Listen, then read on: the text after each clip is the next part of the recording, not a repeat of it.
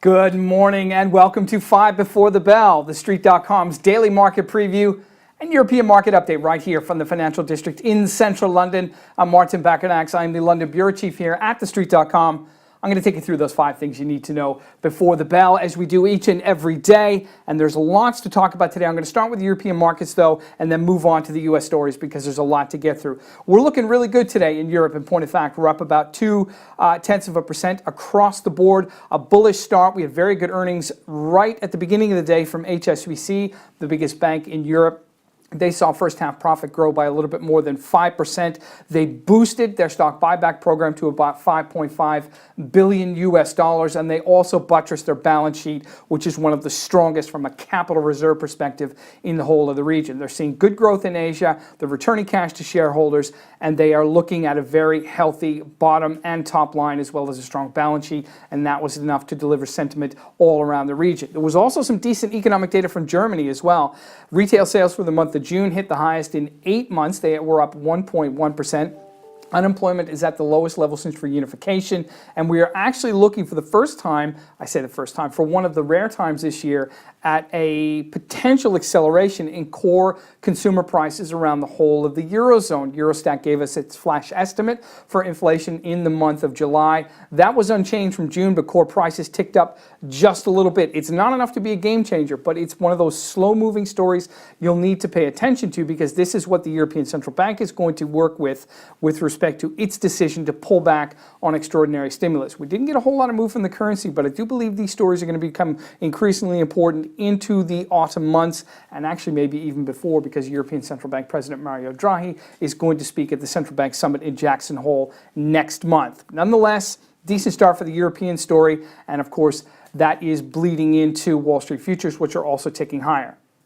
Now, a big story which is literally just developing as I got on air involves Charter Communications. Now, Bloomberg News is reporting that SoftBank may make a bid for Charter after Charter rejected a proposal that would have seen it purchase Sprint.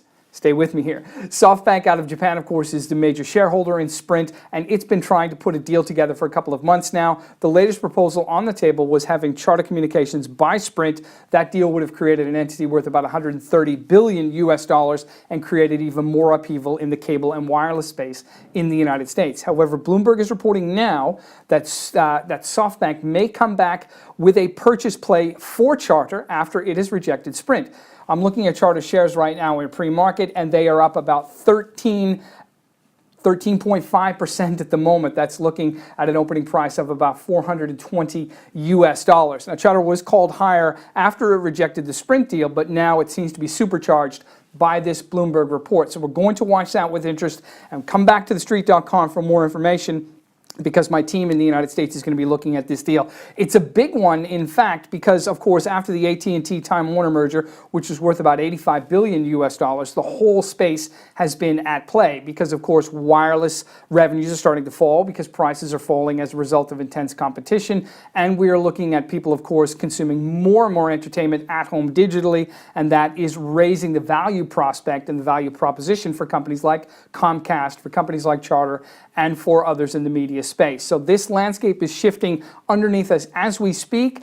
As I say, Charter Communications called 13.5% higher in pre-market off of Bloomberg's story that says SoftBank is going to make a play for the company. We haven't been able to validate that just yet, but the team in the United States is on it. Come back to TheStreet.com. We'll have more and more details as this story develops.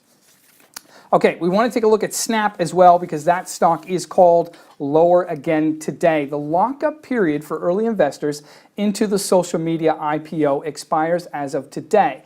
And between now and the end of August, you're going to see about 1.2 billion shares come onto the marketplace. There's only 188 million in flotation at the moment, so this is going to be a significant upheaval for Snap's share price in the weeks ahead. 400 million will come online as of today, and then a further 800 million by the end of August. Now, this is a really significant development in a story that's been troubled since the beginning. The share price, of course, as you'll recall, floated at $17 for the IPO. That was a $3.4 billion initial offering that was really the darling of the tech industry for the month of March, but it has fallen on hard times. There's all sorts of questions about the company's profitability and increasingly about the so-called dual-class structure in the shares, which don't give voting rights to investors, and they actually keep those voting rights within the original founders and the holders of the company. Now, last week, the FTSE Russell, which is a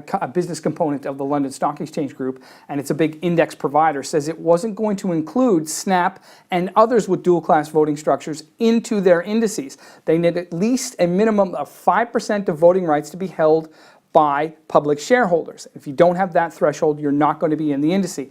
This is a really big development for Snap, because part of the raison d'etre, if you will, of the IPO was to get into the marketplace, have the passive and tracker funds purchase it, give the share price some momentum, increase that capital base, and then allow Snap to maybe sort out its profitability situation over a longer period of time when it wasn't so pressured by falling share prices. If that doesn't happen, it really does close the window on the company's ability to become profitable and challenge competitors like Facebook and others by becoming more profitable more quickly and monetizing the space of its 3 billion daily messages that are sent all around the world. Probably worth looking, though, at the fact that a lot of share prices have fallen significantly from their IPO to their lockup and then have had a significant advance. Facebook is probably the best example. It floated in 2012. It fell 47% to the lockup period, but then, of course, as we know, has risen about 336% since then.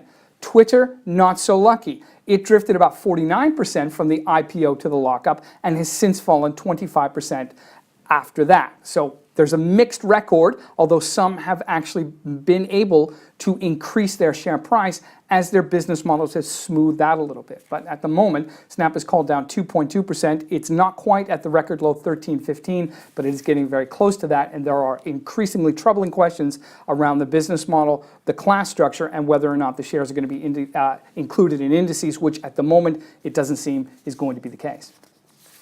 Now, one stock that isn't having any problems, at least for the moment, is Tesla. It's up 54% year to date, and the shares are called a little bit higher in pre-market, about 1.8% as I look right now. Lots of headlines around this stock, of course, over the weekend, though, and Friday and into the weekend. Elon Musk, the founder of Tesla, handed over the keys to 30 new owners of the new Model 3. It is the more, shall we say, economic version of the electric car, the iconic and, in point of fact, probably the most anticipated car launch in history. Mr. Musk says there are 500,000 people now on the waiting list for this Model 3. That is just an extraordinary achievement and really does represent some of the production challenges the company is going to face. The company itself says they're going to be in production hell over the next 6 months in order to meet their own targets. They want to produce 500,000 cars next year. That would be a six-fold increase on their 2016 and 2017 rate. So it really is going to be an astonishing achievement if the company is able to meet this, but investors are showing their faith because they're plunking down $1,000 for a car they're not going to be able to get until 2018. Now, here's the difference, though. They're going to pay about $45,000 for the top end of the Model 3. That compares to about $145,000 for the top end Model S. There's a difference in performance, it has to be said, but you're looking at still 0 to 60 for the Model 3 in about 5.1 seconds. That's about double the 2.3 seconds that you'll get with the Model S, but nonetheless, it's still pretty amazing achievement. I think more significantly, you're looking at a battery power at the top end that will give you 310 miles per charge. That's a pretty amazing accomplishment, it has to be said, and really does sort of address the issues about the popularity of this car and indeed of this stock. My 13-year-old daughter, who I can tell you knows very little about cars, apart from the fact that we drive back and forth to tennis in them, is the only brand that she can name is Tesla. She says that when she becomes rich and famous, and she's convinced that the day is coming soon, she wants to purchase a Tesla because that's the brand that her and her friends most recognize. So it does give you some indication of the popularity of this car and indeed maybe the cult-like fanaticism that surrounds the stock. Can't argue with the numbers, though. 54% year-to-date gains, and we're probably going to see about a 1.8% pop at the opening bell. Now, we are looking at a stronger day on Wall Street again today, extending some of the records we saw on Friday. I'll give you a quick glance of what we're anticipating from the Dow Jones Industrial Average, and what I can see from U.S. equity futures is that we'll get about a 0.17% gain on the Dow. We'll see the NASDAQ rise a little bit more strongly, about 0.3%. Certainly the Charter deal is a big part in that, and of course Facebook and Apple are called to the upside as well. The S&P 500 is set to gain about 4.25 points. Let me correct myself. We're looking at about a 4.25 point or 0.2% gain for the S&P 500, and a little bit stronger for the Dow. That's going to be up about 0.2%, maybe 50 points by the time we get to the start of trading.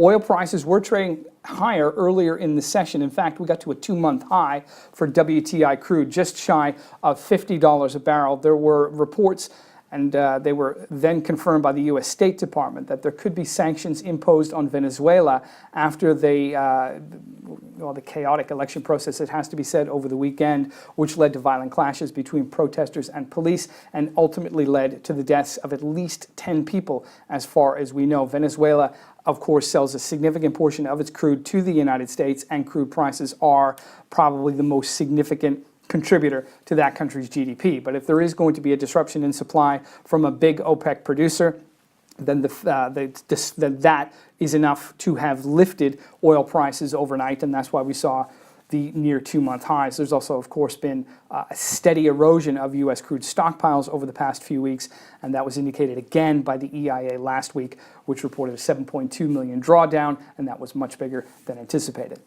We don't have a whole lot of data to get through today. There's going to be some pending home sales figures, as well as some Chicago PMI numbers, but nonetheless, the fact that we are going to see a further development in this Charter Communications story, and I'll just update you on the share price right now, because we are still looking at about a 13.5% gain at the opening bell as a result of this story. I think the fact that we are going to see some M&A activity, or at least speculation of M&A activity, and we are seeing consistent and constant gains in the European space is going to be enough to allow each of the 3 indices to maybe test those record highs again by the end of the session.